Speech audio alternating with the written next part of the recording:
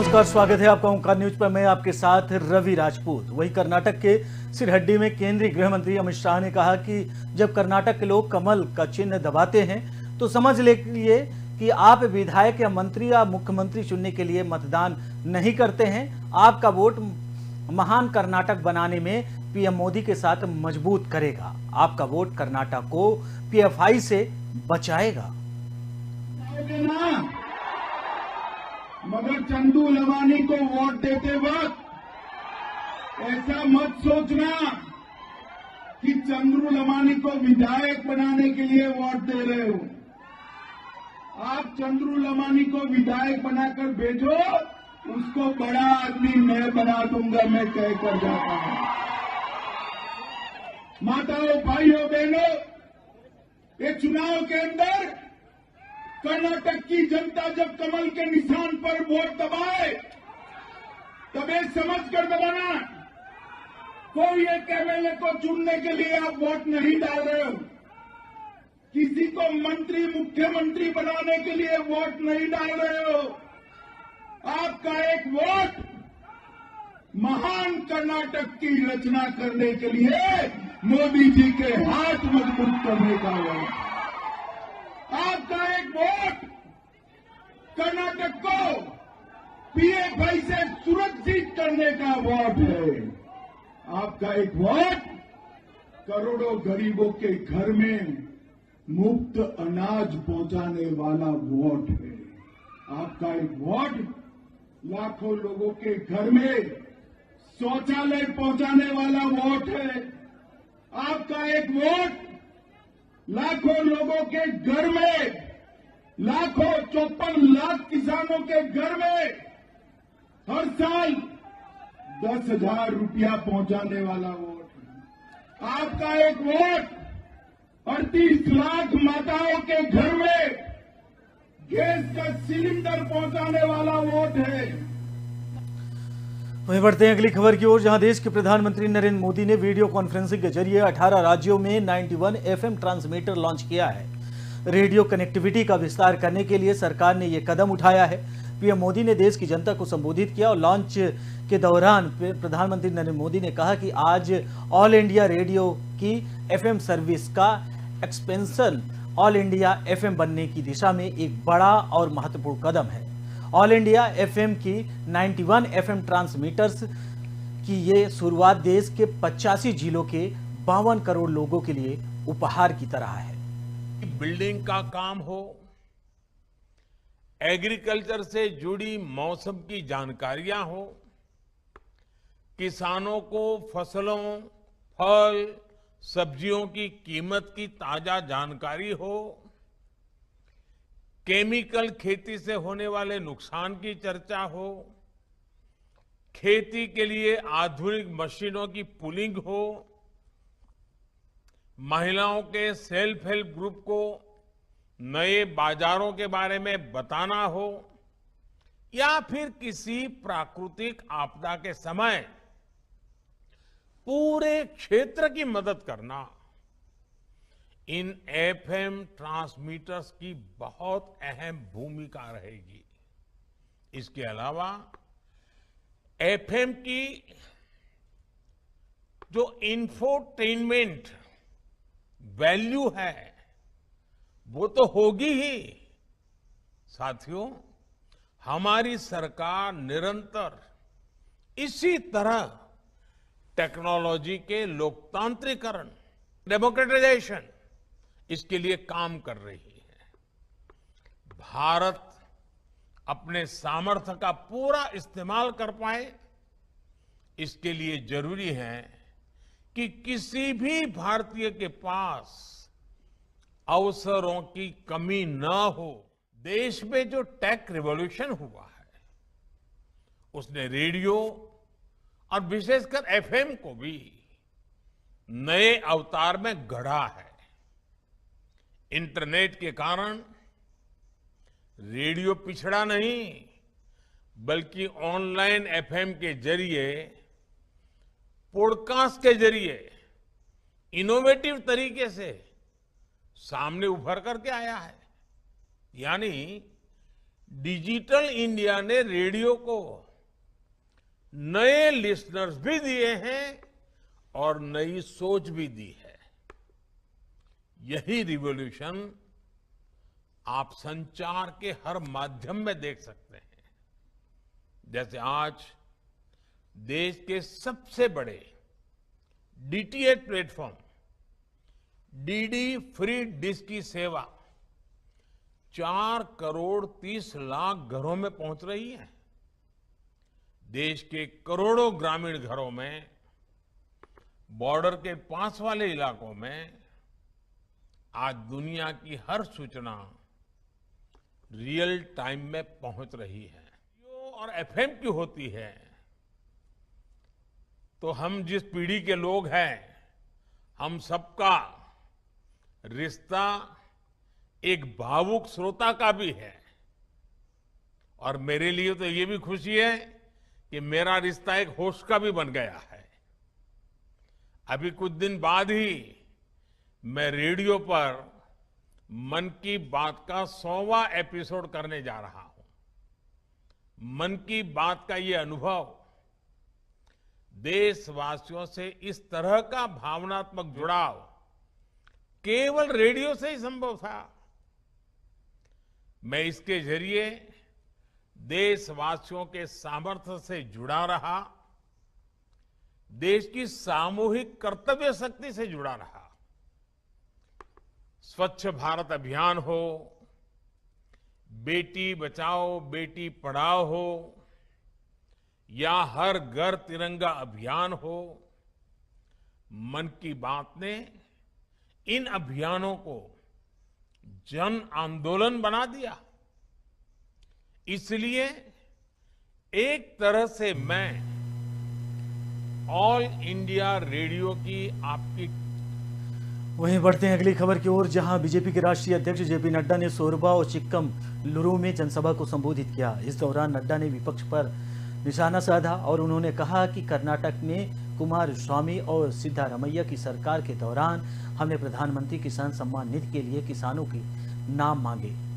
कुमारस्वामी ने केवल 17 किसानों के नाम भेजे। इन कुमारस्वामी सिद्धारमैया का लोगों से सेवा करने का कोई इरादा नहीं है, ये सिर्फ बकबक करते हैं। और क्या कुछ कहा जेपी नड्डा ने, वो भी सुनाते हैं। मैं उसके बारे में भी आपको पूछना चाहता हूं। ये 400 करोड़ रुपए का माला प्रभा, ये जो कैनाल स्कैम था 2016 का, सिद्धारमैया जी जरा मेरे को जवाब दे देना। माला प्रभा, ये जो कैनाल स्कैम था, पुलिस रिक्रूटमेंट में स्कैम था कि नहीं था 2018 में? सिद्धारमैया जी मुझे जवाब चाहिए। पुलिस स्कैम, उसी तरीके से टीचर्स रिक्रूटमेंट स्कैम 2014 का। मैं स्कैम बता रहा हूं आपको, आप एक स्कैम बता दो येडियुरप्पा जी के टाइम का और बोम्मई साहब के टाइम का। मैं आपको स्कैम सिद्धारमैया के टाइम का बताता हूं, ये आप नोट कीजिए। मैं बताना चाहता हूं, ये अर्कवती स्कैम में 8,000 हमारे किसानों को सिद्धारमैया ने उनके अधिकारों से वंचित रखा था कि नहीं रखा था। उसी तरीके से ये flyover scam, steel flyover scam, इसमें 65 करोड़ रुपए का किकबैक हुआ, ये सिद्धारमैया जी के टाइम का स्कैम है। उसी तरीके से कर्नाटक पावर कॉर्पोरेशन लिमिटेड, ये भी सिद्धारमैया जी के टाइम का है। और बृहत बेंगलुरु महानगर पालिका का जो स्कैम था वो आरओ प्लांट का था और उसके साथ साथ बोरवेल का स्कैम था, यह भी स्कैम सिद्धारमैया जी के टाइम पर हुआ है। मित्रों, ये भ्रष्टाचारी लोग, ये भ्रष्टाचार करने वाले लोग, इनकी सरकारों में इतने बड़े बड़े भ्रष्टाचार हुए, ये आज भ्रष्टाचार की बात कर रहे हैं। प्रधानमंत्री किसान सम्मान निधि में जब कुमारस्वामी और सिद्धारमैया की सरकार थी तो हमने किसान सम्मान निधि में पैसे देने के लिए किसानों के नाम मांगे थे। आपको मालूम है, और मैं मीडिया वाले से कहूंगा मेरी बात जरूर छापना, कुमारस्वामी ने किसान सम्मान निधि में 17 किसानों के नाम भेजे थे। 17। यह है होनहार कर्म इनका। और आज जब हम बोम्मई जी की सरकार है, जब येडियुरप्पा जी की सरकार रखी, तो प्रधानमंत्री किसान सम्मान निधि में कर्नाटक को 11 करोड़ में 54 लाख किसान आज कर्नाटक के हैं, ये हमको समझना होगा। बताइए ब्रेक किसने लगाया? ब्रेक किसने लगाया? कुमार स्वामी, सिद्धारमैया, ये लोग भाषण देते हैं, कोई जनता की सेवा करना इनका मकसद नहीं है। आज शिमोगा का एयरपोर्ट तैयार हो गया है। किसने रोका था शिमोगा का एयरपोर्ट? 2013-14 में किसने रोका था? यही सिद्धारमैया जी थे। ऐसे ही घूमते चले आते टहलते हुए, कोई काम नहीं। आज शिमोगा का एयरपोर्ट जब हमारी सरकार आई, तेजी से काम हुआ और 4 साल में बंद करके वो आज प्रधानमंत्री जी ने उसको डेडिकेट कर दिया। ये भी आप समझिए। पिछले 5 सालों में 7 एयरपोर्ट बने हैं कर्नाटक में, 7 एयरपोर्ट। मैं उसके बारे में भी आपको पूछना चाहता हूं। ये 400 करोड़ रुपए का माला प्रभा, ये जो कैनाल स्कैम था 2016 का, सिद्धारमैया जी जरा मेरे को जवाब दे देना। वहीं बढ़ते हैं अगले खबर की ओर, जहां संघाई सहयोग संगठन के सदस्य देशों के साथ रक्षा मंत्रियों की बैठक की गई। आपको बता दी कि इसकी अध्यक्षता रक्षा मंत्री राजनाथ सिंह ने की। उन्होंने भाषण की शुरुआत एससीओ राष्ट्रों के बीच संस्कृति और सभ्यतागत संबंधों पर जोर देकर किया।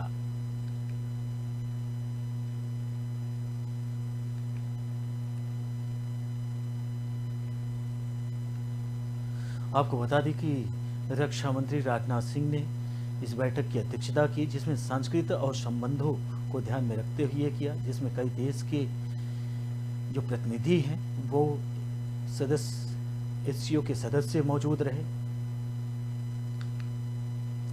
आपको बता दें कि रक्षा मंत्री राजनाथ सिंह की अध्यक्षता में इस बैठक का आयोजन किया गया, जिस बैठक में तमाम देशों के बड़े लोग पहुंचे थे।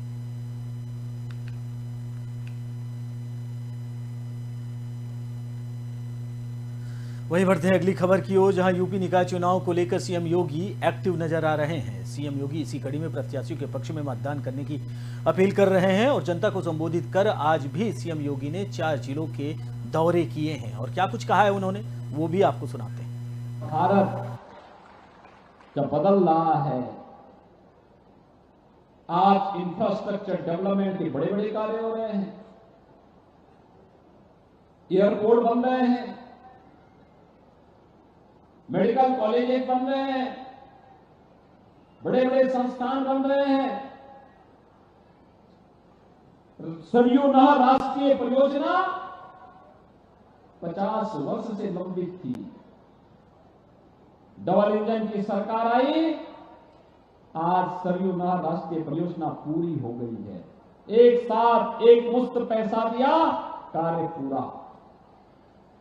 कोई सोचता ही नहीं था बल्लारपुर में मेडिकल कॉलेज बनेगा, और मेडिकल कॉलेज को हम अगले वर्ष तक प्रारंभ कर ही देंगे।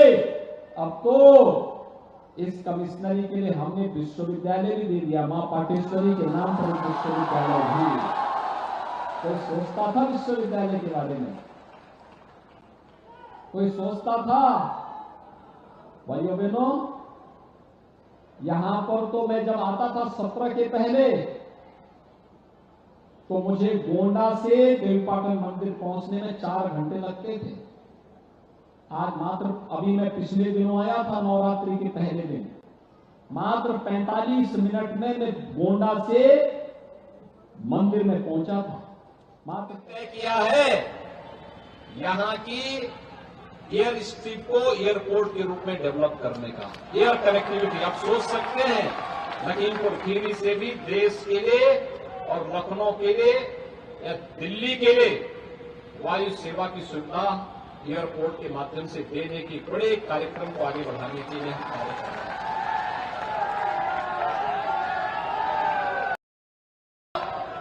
टूरिस्ट आएगा, रेस्टोरेंट बनेंगे, होटल बनेंगे, गेस्ट हाउसेज बनेंगे। कोई होटल बनाएगा, कोई होटल में काम करेगा, कोई गाइड का काम करेगा, कोई रेस्टोरेंट का काम करेगा। यहां के अन्नदाता किसानों के द्वारा उत्पन्न की गई जो फसल है वो यहीं पर उसका अच्छा दाम मिलेगा। और भाइयों बहनों, एक तरफ ये टूरिज्म देश और दुनिया को आकर्षित करेगा। और दूसरी ओर जब छोटी काशी के रूप में विख्यात गोला गोकर्णनाथ धाम का कॉरिडोर का निर्माण कार्य पूरा होगा, भाइयों बहनों, स्वर्गीय अरविंद गिरी जी को भी श्रद्धांजलि होगी और साथ साथ लखीमपुर खीरी के बारे में लोग और भी जानने को उत्सुक होंगे। भाइयों बहनों, सीतापुर जनपद की अपनी महिमा है, अपनी पहचान है। याद करिए, हजारों वर्षों से दुनिया का इतिहास गिनती में उंगलियों में गिने जाने वाले अंकों में है, लेकिन उससे भी पुराना इतिहास अगर किसी का है तो आपके इस जनपद का है, सीतापुर जनपद का है और नैमिषारण्य का है।